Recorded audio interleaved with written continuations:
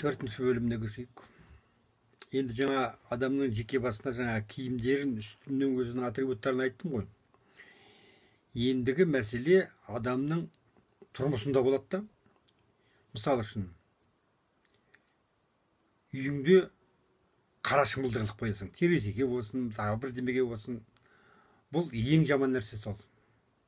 Түсіндіңіздер ме? Сосын жерде мысалы үшін үйіңде жаңағындай бір жиһазыңда, не бір киіміңде, не бір үйдің мүкәммал дүниесінде жаңағындай қара гүл, не бір қара пауық сиқылды бір сондай құбыжықтың суреті, я болмайтын болса жаңағындай сондай бір мүсін, сондай нәрселер болуы мүмкін. Өзі белгілі, қазақтың дүние танымына жат не болады да, мысалы үшін. Сондықтан ол сіздің тұрмысыңызға келеді, немен келеді? Мысалы үшін, искусствомен келеді. Сосын жаңағы тұрмыстық жиһазбенен жаңағыдай кілем келеді, сондай неше түрлі бәлелерді тоқып қоятындар болады. Ол мысалы үшін жаңағыдай жақсы киелі аңның суреті болса, я бір табиғаттың суреті, одан қорқуға болмайды. Жалпы ислам әлемінде Мұхаммед пайғамбарымыз айтқан ғой, мысалы үшін жаңағындай суретке тыйым салынған. Бірақ жалпы тыйым салынған дұрыс емес. Өйткені ақ періштенің суретін, мысалы үшін табиғаттың суретін, киелі бір жануардың, арқардың суретін, тағы сол секілді нәрселер қойсаңыз неге жаман ол? Мәселе жаңағы ақ қарасын, қайсынан жақсылық келіп тұр, қайсынан жаман келіп тұр, соны айыра алмағандықтан мұсылмандарға жалпы тыйым салынғанда, мысалы үшін. Қандай да нәрсе энергетикасы, бір нәрсені бейнелесеңіз, сол жерден энергия информационный поле шығып тұрады. Жаңағындай қаралық құбыжықтың суреті, сондай бір қол аяғынан қан тамып тұрған суреттер, я болмайтын болса сондай бір мүйізі бар суреттер, неше түрлі толып жатыр оның десе. Өзі көбінесе қара болып есептеледі ол жаңағындай. Соның барлығынан жаман энергетика үйге келіп тұрады да, сол жаман бәлені шақырып тұрады. Өзі нені қойсаң, сол үйір болады. Түсіңіздер ма? Боқ қойсаң, мысалы үшін соны боқты жейтін шыбының шіркей соған үйір. Түсіңіздер ма? Сондықтан жаңағы үйде жалаңаш әйелдердің суретін қойсаң, міндетті түрде сен зинақорлыққа құмартасың. Я болмайтын болса, бір монстрлардың суреті, жануарларға ұқсамаған, какой-то бір мультфильмдегі персонаждардың суреті. Ол және өзі бір сондай страшный болып тұрады да, көбінесе жаңағы или жаңағы күннің батып бара жатқан суреті, таң атып келе жатқан сурет, ол жақсы да, мысалы жақсылық әкеледі. Күн батып бара жатқан сурет қойсаңыз, ол да сіздің жаңағы шаңырағыңызға қаралық түбінде бір нәрсенің соңын әкеледі да, мысалы үшін. Бұл жерде сөздің сиқыры сиқылды, өнердің де сиқыры бар да, мысалы үшін. Жаңа менің айтып отырғаным, мысалы үшін жаңағы бейнелеу өнерінде. Егер де сіз, қайталап айтамын, бір жақсы бір киелі нәрсенің суретін қойсаңыз, бейнесін қойсаңыз, ол соға положительный энергия келеді. Егер де жаман нәрселерді әкелсеңіз, ол сіздерге отрицательный энергия келеді. Отрицательный энергия вызывает отрицательные последствия, понимаете? Соны жаңағы жамандықты жамандық шақырады, жақсылықты жақсылық шақырады. Түсіңіздер ме? Сол секілді жаңағы қаралық болсын, жолыңыздың болмауы барлығы содан пайда болады. Егер де сіз мысалы үшін үйіңізге әкеліп жаңағы бір түрменің суретін салып қойыңызшы, міндетті түрде семьяңызда біреу түрмеге түседі. Өйткені ол работает. Жаңағының бәрі, бейненің бәрі жұмыс істеп тұрады, сіздер түсінесіздер ме? Қандай да бейне, жақсылық бейне, жақсылық тудырып тұрады. Ол да, мысалы үшін, мен айтайын, мысалы үшін, егер де мен үйіме бір сұлу аттың суретін қойып қойсам, ол да менің тілегім. Мысалы үшін, Алладан сұрайсыз ғой, я Алла, маған бір жануар бере көр деген секілді, айтпасаң да, ана уже сен ана суретті қойғасын, ол сенің сұранысың. Соны Алла береді саған. Не сұрасаң, Алла айтады, соны берем дейді ғой.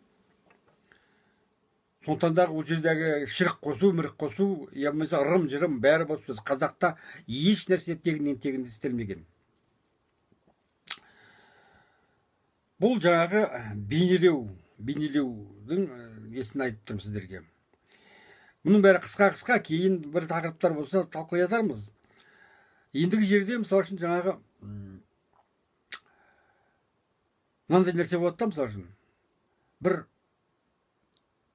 сіздің сөзіңіздің суретіңіз, портретіңізді қойып қойсаңыз, мысалы үшін да, сол портретіңізді жаңағы бетіңіз түгел сынып тұрса, мысалы үшін сынық айнаға қарама дейді. Неге білесіздер ме? Мысалы сынық айнаға қараған кезде сіздің мына жүзіңіз сынып тұрады. Жүзің сыну деген саған қарағылық жолың болмайды деген сөз. Түсіндіңіз ме? Жаңағы зеркало, жаңағы ол обратная сторона твоей жизни, былайша айтқанда. Оның барлығы магический свойствосы бар әрқайсының. Оны білу керек. Оны анау мұсылмандарға айтқандай бір алла деп, оның бәрі сол Алланың білімінен. Жақсылықты, жамандықты білдірген, жаратқан Алла болатын болса, ол соның білімінде берген. Сол жақсылық білімді қолдансаң, жақсылыққа жетесің, жамандық білімменен жамандыққа жетесің. Өйткені адам баласы өзі таңдап алды. Алманы жеп қойып, жақсылық пен жамандықты бірдей арқалап келді бұл дүниеге. Сондықтан дағы бұл дүниеде жүрген жүрісінде де, тұрған тұрысында да, тұрмысында да тек қана жақсылыққа ие болу керек та, мысалы үшін. Бір үйіңнің ішінде бір қайыр сұрап кеткен, сондай бір ауру адам сиқылды бір суреттер бейнелі қойып қойсаңыз, сіздің біртіндеп өзіңіз де білмейсіз, біртіндеп арықтап жүдеп, сол түбінде сол ауруға ұшырайсыз. Өйткені ол да работает. Түсінесіз ба? Жаңағы сурет сіздің дұғаңыз есебінде тұрады да, шақырып тұрады. Енді қалай түсіндірсем, түсінетін адамдар түсінер енді. Бұл енді жаңағы бейнелеу өнерінің адамға әкелетін жақсылығы мен жамандығы. Естеріңізде болсын, жансыз деп ойламаңыздар. Егер де сіз жанды бір дүниенің бейнесін салсаңыз, сол жерге жаңағы жақсылыққа жақсы рух, жамандыққа жақсы рух жабысып тұрады сол жерде. Сол сізге әсер етіп, сіздің тағдырыңызға, өміріңізге, сіздің денсаулығыңызға, жолыңыздың боласына, болмайтынына түгел әсер етіп тұрады. Былайша айтқанда сиқыр жасап тұрады, колдовство. Мысалы үшін жаман сөз айтады ғой, жаман сөз айтпа, сөзде сиқыр бар деп айтады. Сол сиқырды жаңағы сурет те, жаңағы үстіңізге киген киім де, тұрмыстағы тіршілігіңіз де, барлығында жаңағындай энергия информационный несі бар өзінің әкелетін. Ендігі жерде мен сіздерге айтайын деген, мысалы үшін музыка. Музыканың өзі әртүрлі болады да, мысалы үшін. Жаңағындай тяжелый рок музыкалар, мысалы үшін жын ойнақ дейміз ғой, қазақтың өзі жалпы сөзі бар. Кейбір мысалы үшін қобыздың, сырнайдың, не болмайтын болса скрипканың жаңағындай мелодиялары жаның аспанға ұшып қалықтап жүреді ғой. Анадай жаңағы гүрс, тұрс, ол жаңағы міне. Ол да тура сол жаңағындай өзінің жұмысын істеп тұрады. Түсіндіңіздер ме? Соңғы жерде, бұл жерде тағы айта кететін жағдай, мысалы үшін искусство. Искусство деген өзі көп нәрсе. Бейнелеу өнері, жаңағы даже любой искусство деген түсінесіздер ғой, мысалы үшін да. Особенно прикладное искусство.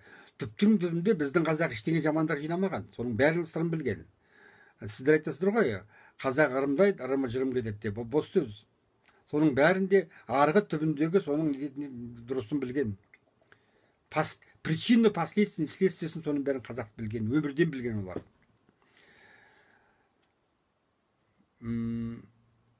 Осындай жағдай, енді мысал үшін айтайық сіздерге киер нәрселердің несін, оны кейін айтам дедім ғой. Мысал үшін үйіңізде жаңағындай арақ, оның ыдыс, бутылкадан мәселе емес, арақтың тұруы. Не болмайтын болса бір жаңағындай жаман нәрсенің тұруы. Ол да өзінің ешін шақырып тұрады. Міндетті түрде сол спиртке не балаңыз армандап өседі, не біртіндеп өзіңіз соған қол созасыз түптің түбінде. Түсіндіңіздер ме? Соңғы жерде бір тағы нәрселер бар, мысалы үшін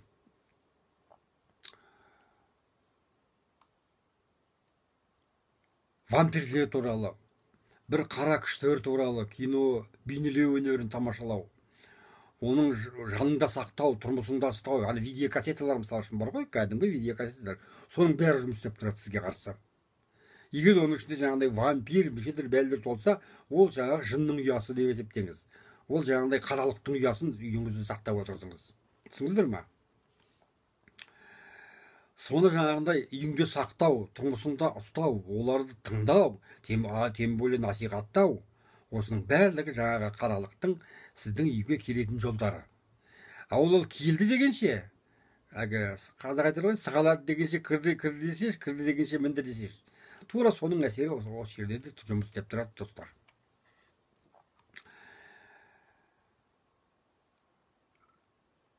Өзі не нәрсені жаман көрсеңіз, ойласаңыз, соның барлығы шындары жаман болады да, мысалы. Содан адам өзіне сақ болу керек. Ендігі жерде бұл жаңағы тұрмыстық нелердің айтып жатыр мен сіздерге. Сосын жерде мысалы үшін қарғыс деген болады. Қарғыс. Бұл қарғыс та солай жұмыс істейді. Қандай да қарғыс без последствий кетпейді сіз үшін. Өйткені ол да жаңағындай уничтожательный жаңағындай құрту жолындағы информация жұмыс істеп тұрады. Әрине, егер де ол сізге сауал несі өзіңе де керек деген секілді дәл дейсе, ол қарғыс сізді мұрттай ұшырады. Ал егер де әрине сіздің жаздығыңыз жоқ болса, ол қарғыс қарғыс айтқан адамның өзіне қайтарып жібере аласыз.